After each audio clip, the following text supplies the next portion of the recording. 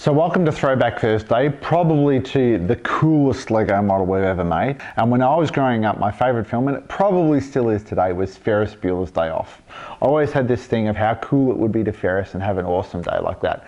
But of course, one of the real key moments of the whole film is about the car, the glorious 1961 Ferrari 250 GT California. So that's the most expensive car in the world. It's over 10 million US dollars if you want to buy one, which funnily enough I can't afford.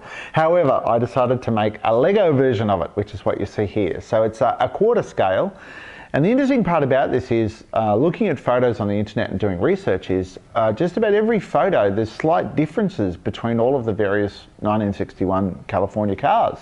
In my research, I hopped onto a Ferrari owners forum and I basically asked questions about this car, and very fortunate to come across a chap who actually had one, a Canadian fellow. So these cars were hand built and handmade for specific customers, unlike cars today which are, you know, mass produced and you have fully adjustable seats and all those kind of bits and pieces. So the car itself is really unique and interesting, and every single one of them is different. So the actual Ferrari that I have is modelled off his particular Ferrari.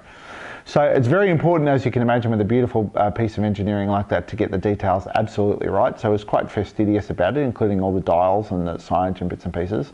And down to the point where I actually had some Lego tiles printed with the Ferrari logo on them.